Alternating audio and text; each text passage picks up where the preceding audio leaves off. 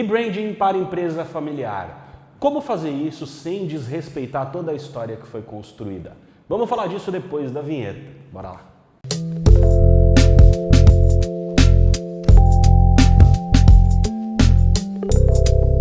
Fala meu querido, minha querida, seja muito bem-vindo ao canal da Salcio. Meu nome é Daltro Coutinho, eu sou estrategista de marcas e hoje não é um podcast. Muito importante, nos últimos conteúdos tivemos apenas ali os podcasts, os cortes, mas agora voltamos com o conteúdo normal, junto com o podcast, espero que você esteja curtindo lá também, mas vamos falar do nosso tema principal aqui, que é o rebranding, o reposicionamento de marca para empresas familiares. Primeiro ponto, quando eu falo de uma empresa familiar, eu não estou falando de todas as empresas, eu estou falando geralmente de uma empresa que está passando por um processo de sucessão ou de profissionalização, porque a tendência é que toda empresa comece como familiar. O que muda é o momento que ela vai fazer a sua profissionalização de gestão e tudo mais, para que esse traço familiar passe a ser histórico, tá bom? Mas vamos falar, é muito comum que as empresas, quando chega esse momento, quando crescem, e chega no momento de entendimento, chega ali num volume de colaboradores, num volume de faturamento, num nível de complexidade do negócio que é preciso profissionalizar, e nesse momento é bastante comum que a empresa precise fazer um rebranding. E quando eu falo de rebranding, naturalmente eu não estou falando de um redesign de identidade visual, a gente está falando de um projeto de reposicionamento de marca, que é entender efetivamente quais são os diferenciais dessa empresa, favorecer eles na comunicação, direcionar a sua comunicação para que ela possa alcançar os melhores resultados possíveis dentro do seu negócio. E o primeiro ponto a primeira pergunta que a gente escuta quando eu vou fazer um orçamento, quando a gente está conversando com um cliente de empresa familiar tá, e toda a trajetória, o que a gente vai fazer com ela? Primeira coisa, a gente vai ter que entender essa história, a gente vai ter que decupar essa história. Em grande parte dos casos, o que a gente vai fazer com essa história é trazer à tona os pontos principais que mostram as suas forças e colocar eles dentro do discurso. Mas vamos supor que não seja uma história diferenciadora, não tenha grandes superações e tudo mais. Uma coisa que eu valorizo muito aqui na Salcio é respeitar a história das empresas. A gente tem alguns clientes no agro, muitos dos nossos clientes são empresas familiares e uma das coisas que eu deixo muito claro nós não vamos desrespeitar o que foi construído até aqui. Quando uma consultoria de branding chega, existe uma vontade muito grande de falar, olha, dá para fazer melhor isso, dá para fazer melhor aquilo, dá para fazer melhor aquilo outro. Consultorias de processos fazem de maneira muito similar, consultorias de negócio tendem a fazer isso também. O nosso lado ele é um pouco mais acolhedor nesse sentido. A nossa pegada é um pouco mais acolhedora, porque eu tenho um entendimento que sim, talvez tenha jeitos de fazer melhor o que você vem fazendo, mas a forma que a empresa trabalhou até chegar naquele momento foi o que fez com que ela chegasse até ali. Então isso deve ser muito respeitado e isso deve fazer parte do processo do posicionamento de uma marca. Afinal, a sua história, mesmo que ela não tenha passado por grandes altos e baixos e tudo mais, ela é o que você tem de único, de indiscutível, de verdadeiro e de mais poderoso, muitas vezes, dentro do seu discurso. Então, ainda que não seja o seu grande fator diferenciador, essa história vai poder fazer parte do seu discurso, ela vai poder estar dentro da sua estrutura de comunicação.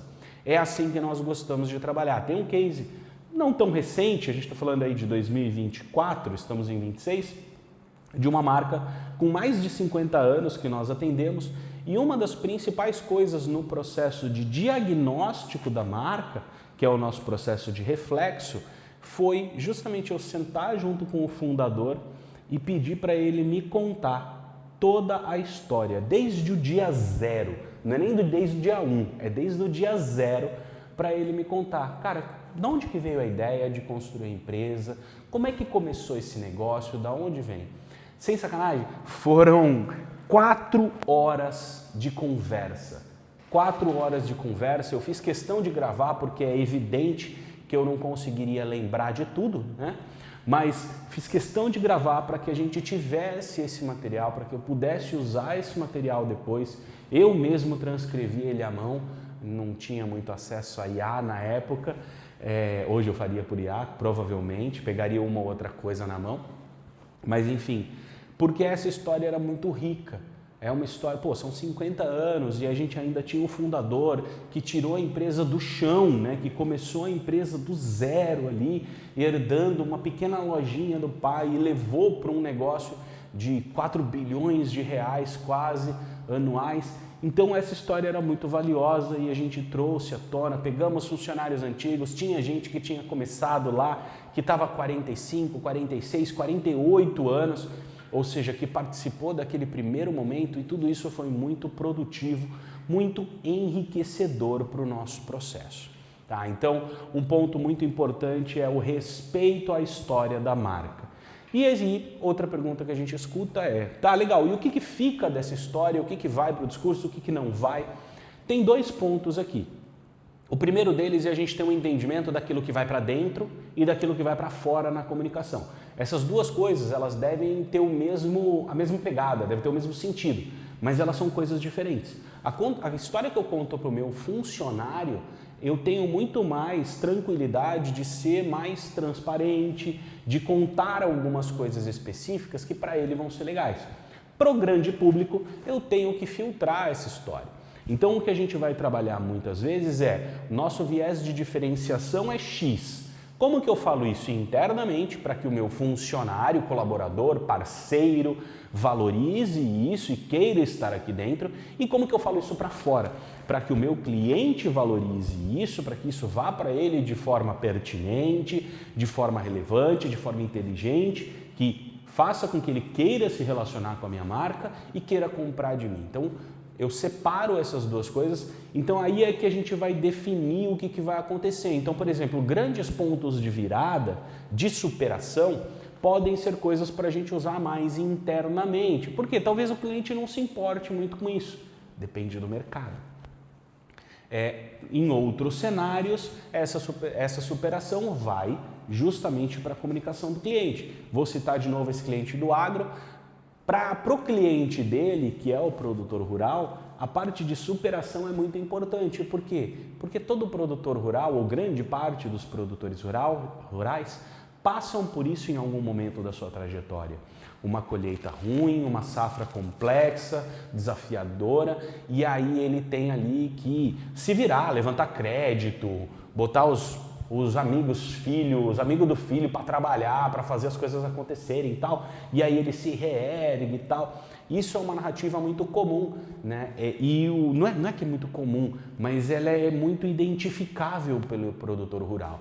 E quando a gente trabalha com marcas desse segmento, se a marca passou por isso, a gente pode usar isso no discurso. Agora, grandes revoluções internas podem não fazer sentido para esse cliente. Então a gente vai sempre mapear o que faz sentido da minha história, de todos os pontos principais, de todos os marcos da minha história, o que faz sentido eu usar para dentro, o que faz sentido eu usar para fora. Às vezes vai ter coisa que não faz sentido usar e tá tudo bem, vai ficar ali só num storytelling da história toda ali, na hora de contar a história completa da marca, mas a gente não vai dar grande protagonismo para isso. Esse também é um ponto bastante relevante. E é muito importante que você perceba que eu estou lendo o meu roteiro para eu não me perder aqui. Porque eu tenho os temas que eu preciso falar. Como é que a gente vai envolver dentro do nosso processo o fundador, aquela pessoa que está assumindo a empresa no processo de sucessão? Como é que a gente vai envolver os líderes que têm geralmente muito tempo de casa numa empresa familiar? O jeito é o mais simples de todos, né? A gente envolve eles deixando eles falarem, deixando eles contarem as suas histórias, deixando que eles participem do processo. É fundamental. Não existe projeto de branding onde o dono não participa, onde quem vai assumir a gestão não participa, onde as lideranças não participam. Não existe projeto de branding bem sucedido sem essas coisas.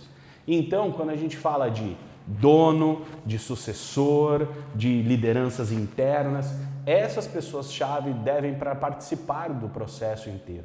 Não só como pessoas a serem ouvidas para contarem os seus vieses da história da marca, mas também para ajudarem a gente a entender melhor. Eu falo isso muito para os meus clientes, porque ninguém entende do teu mercado tanto quanto você que o vive. Eu trago uma visão externa de um consultor. Eu vou fazer pesquisa de mercado, a gente vai entender concorrentes, a gente vai trabalhar todas essas coisas, mas no final das contas, quem vive o negócio há 20, 30, 40, 50 anos é o empresário. É o dono do negócio, é o sucessor que viu o pai passando por muitas coisas e geralmente já está envolvido com a empresa há alguns anos na hora efetiva da sucessão. São as lideranças que cresceram ali dentro. Então essas pessoas são fundamentais para o processo de tomada de decisão. Um bom projeto de branding, na minha visão, ele é feito em parceria consultoria-cliente. Não é diferente, não é a gente chegando para o cliente falando tem que ser assim. É atuar em parceria para que a gente chegue não só num bom projeto, mas num bom projeto que possa ser implementado, que possa ser utilizado e que faça sentido para que a empresa mantenha ele ao longo de muitos anos. Já falei isso aqui no canal, mas se você caiu nesse vídeo aqui, é o primeiro vídeo que você escuta. Quando se faz um projeto de branding, ele não é uma campanha de publicidade. Não são 6 meses de projeto de branding, não são 6 meses de aplicação. É uma vida posterior ao projeto que a gente está propondo. Então, um bom posicionamento ele é feito para durar 10, 20 anos. E sendo bem feito, ele vai durar exatamente isso. Beleza? Deixa eu ver se tem algum ponto a mais aqui na nossa pauta. Muito importante. Como que esse processo, como é que a gente faz esse processo de rebranding sem afastar os clientes atuais da marca? Empresas familiares tendem a ter clientes muito antigos, que estão lá desde o começo, tendem a ter clientes que valorizam muito o relacionamento próximo, tendem a ter clientes que valorizam muito a história, a tradição, isso é bastante comum também. Como que a gente não afasta esses clientes? Basicamente fazendo tudo que eu acabei de falar. Basicamente isso, respeitando a história, envolvendo as lideranças, não quebrando essa cadeia e não trazendo nada muito revolucionário. Muitas vezes o papel do projeto de branding não é revolucionar a comunicação da marca, é simplesmente colocar ela numa direção específica. Qual que é a tendência? Vamos colocar isso daqui como se fosse o meu braço é o caminho que a marca está seguindo e geralmente os seus esforços vão para esses 5 sentidos. O nosso processo é para fazer com que vá todos num sentido só. E você talvez agora tenha ficado com medo do dedo que eu ia usar, mas é só esse daqui. Então, o nosso objetivo é fazer com que vá numa única direção. Não é mudar a história, não é revolucionar a comunicação, nada disso. E assim a gente tem já bastante mapeado que os clientes não vão se incomodar, a grande maioria dos clientes não vão se incomodar. Podem acontecer atritos? Pode, não é 100% a prova de risco, né? Não é isso que a gente promete aqui, mas o processo é feito todo para respeitar a história e a própria transição que vem no nosso processo de projeção de marcas, ele é feito para que seja gradativo, para que aconteça aos poucos, para que esse cliente mais conservador, nesse sentido, tenha tempo de ir se acostumando com esse processo. Beleza? Acho que esse vídeo acabou ficando até um pouco mais longo do que eu imaginava, porque eu fui seguindo o roteiro, coisa que eu raramente faço. Mas se você gostou desse vídeo, hoje eu vou te pedir uma coisa diferente. Ao invés de você curtir, compartilhar, clicar em ativar a notificação, fazer o 6-7 aí, igual o diretor está fazendo aqui, faz o seguinte, compartilha com alguém que você conhece que tem uma empresa familiar e que você acha que pode estar com essas dúvidas que eu respondi hoje, beleza? Um grande abraço para você, a gente se vê no próximo vídeo. Tchau, tchau.